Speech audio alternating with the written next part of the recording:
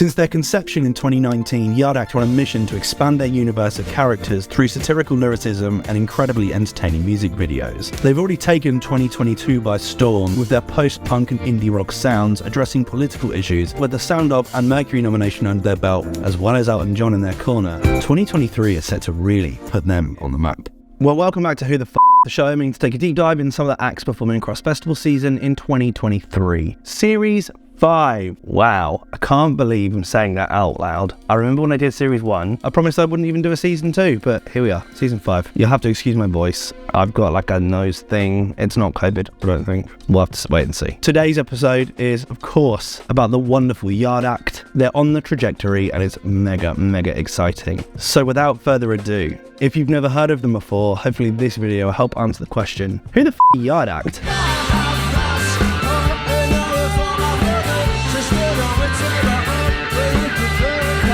Yard Act are a four-piece made up of members James, Ryan, Sam and Jay, hailing from Leeds, Yorkshire, United Kingdom. James started off as a member in a band called Post-War Glamour Girls, which included members from different bands across Leeds. Ryan, who was a member of Menace Beach, met James at the spiritual home of the Brudenell Social Club, and they decided to collaborate on a split EP with Jumbo Records in 2016. Jumbo Records is a really amazingly beautiful independent record store in Leeds. If ever you're in Leeds, just go and have a look. It's one of the best music shops in the country. It's absolutely beautiful. I save those independent record stores. They really are so sacred. This resulted in them starting their own project, which would come into fruition 3 years later when James and Ryan moved into an apartment together in Meanwood. That's like the student area of Leeds. In an interview with Elton John on the Rocket Hour, James explained that, and off the back of that, we kind of ended up spending a bit of time together and sort of kept saying we were going to start a side project together as a way to have a bit of fun. And then he ended up temporarily homeless, so I let him move into this room here. And it was there that we started Yard Act, and we just started writing demos together, and that was in September 2019. We were just demoing and talking about it and didn't really know what it was or what it was going to become at that point. In April 2020, they released their first single, The Trapper's Pelts, 2 weeks into the first COVID lockdown. Says, shut your fucking trap, or I'll eradicate nature, right now forever, or I'll eradicate nature, right now forever. However, it was their second single, FixerUpper, that gained widespread attention. It's a FixerUpper, it's a FixerUpper, it's a FixerUpper, yeah, it's a FixerUpper. The press release explains, FixerUpper follows a cocksure fictional character, Graham, planning some home renovations. Graham was inspired by an amalgamation of people who lived on my street growing up. I think everyone knows a Graham. Maybe a neighbour, maybe an uncle. Sorry if he's your dad. Not a bad man at heart. He just sincerely believes that he's from a country and generation that achieved the apex of everything, so therefore can't be wrong about anything. We all know someone like that. Oh God, sometimes I'm that person. Their next two singles, Peanuts and Dark Days, are the final tracks on their debut EP of the same name, which was released in early 2021. In August 2021, the band played at several UK festivals, including Stanton Calling, Green Man, Tramlines, and of course, Reading and Leeds, performing on the BBC Introducing stage. It's a FixerUpper, woo! It's a FixerUpper, again and again, it's a FixerUpper, every time it's a FixerUpper. And then in September 2021, they released the record The Overload, and all of a sudden, they became everyone's favourite band.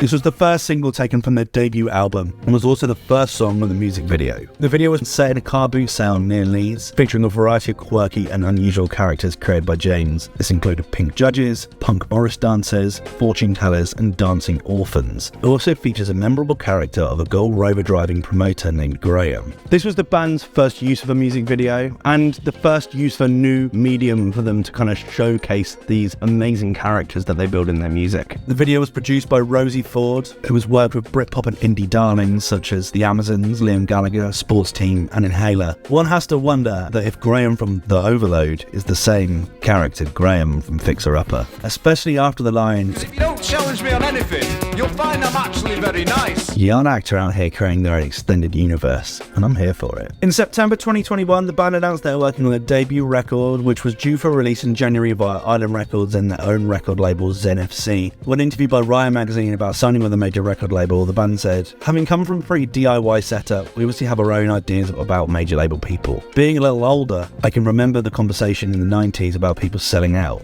I don't believe that exists anymore, because, well, there's nothing to sell. We're buying in, if anything." I'm not sure if I'm with you there, Yard Act. Look, signing to a major record company is totally different now than it was in the 90s, there's no question. But they still own fucking everything, right? And they still make an absolute butt ton of money off of Spotify, and artists aren't getting a lot of that. The band followed up the overload with the release of Land of the Blind, which also had a music video directed by James Slater, who's also directed, I think, all of their music videos. Though there is a beauty in a whole truth, the knotty roots of a shameful past will never let it be. In November 2021, they closed out the year with the release of their single Payday. Take the money, take the money, take the money and run. Take the money, take the money, take the money and run. Earlier in the month, they had their television debut performing on Later by Jules Holland.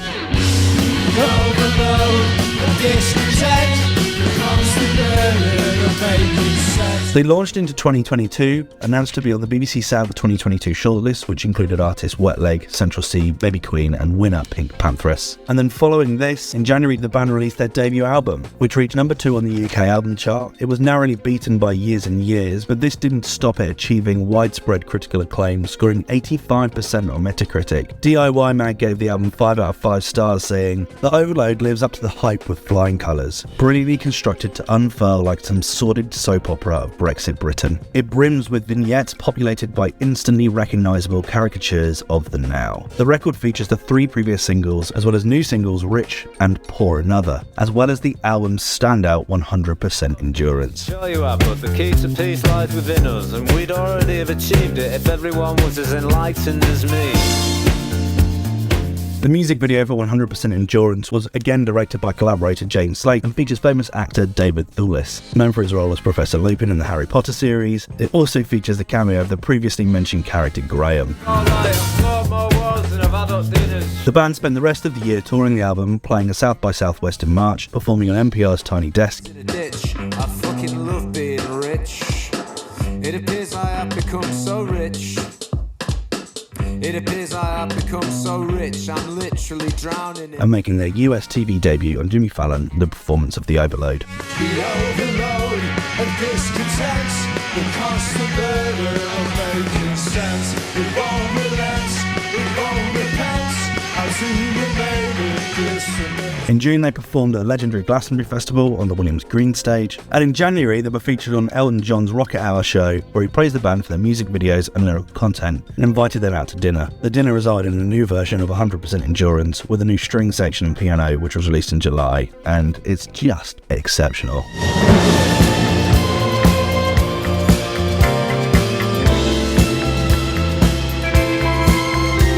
The band closed out the year with a nomination for the Mercury Music Prize alongside Sam Fender, Wet Leg, Harry Styles, Koji Radical, Nova Twins, and the winner, Lil Sims.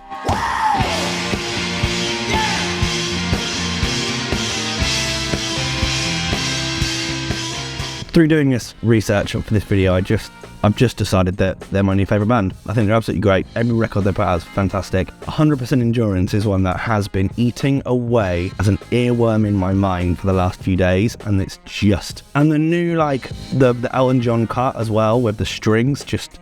Oh, it's a little pixie dust on top. Absolutely brilliant. I'm going to be checking them out when they play Laneways Festival later on this month. I'm really excited. Sorry, start of next month. I'm really excited to check them out. But what about you? Are you looking forward to seeing them? Let me know your thoughts in the comment section below as always, and I'll see you in the next one.